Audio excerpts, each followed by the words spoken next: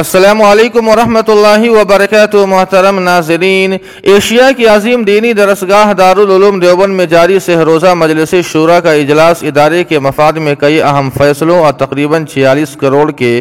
سالانہ بجٹ کی منظوری کے ساتھ اختتام پذیر ہو گیا ہے۔ All India Muslim personal law board کے سابق صدر حضرت مولانا سید رابع حسنی ندوی رحمۃ اللہ علیہ کے انتقال سے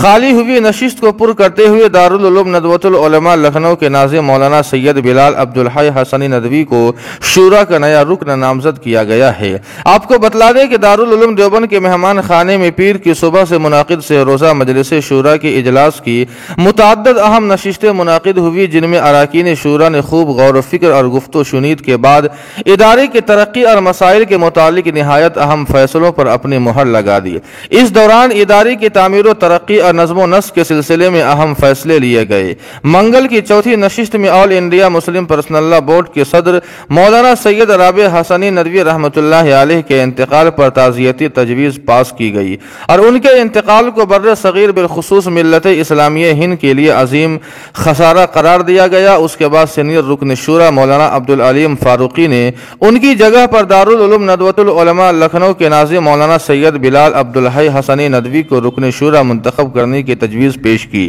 جس کو تمام اراکین شورا نے اتفاق رائے سے منظور کر لیا۔ شورا کی میٹنگ کا کل آخری اور تیسرا دن تھا، جس میں تقریباً تمام اراکین نے شرکت کی اور ادارے کے موجودہ درپیش مسائل پر سر جوڑ کر غور و فکر کیا اور ان کے حل کے لیے مضبوط لائحہ عمل بنانے پر اتفاق کیا گیا۔ وہی بجٹ کو لے کر کافی غور و خوض کیا گیا اور کئی اہم باتوں کو شامل کرتے ہوئے اسے منظوری دے دی۔ واضح رہے کہ گزشتہ سال کے مقابلے میں امسال کے بجٹ میں تقریباً 2.5 کروڑ کا اضافہ نظر آ رہا ہے۔ گزشتہ سال کا بجٹ تقریباً 43.5 کروڑ کا تھا، جو اب 46 کروڑ روپیہ سالانہ تک پہنچ گیا ہے۔ وہی مختلف نشستوں میں مجلس تعلیمی کے ناظم، محاسبی کے ناظم، تنظیم و ترقی کے ناظم، تعمیرات کے ناظم سمیت متعدد شعبوں کے نظما حضرات نے اپنی اپنی رپورٹیں پیش کی، جن میں ضروری ترمیمات کے ساتھ شورا نے منظوری دے دی۔ اسی طرح آپ کو بتلا دیں کہ ادارے کے طلباء کے لیے ہاسپٹل کی تعمیر، اساتذہ کے لیے رہائشی مکانات کی تعمیر،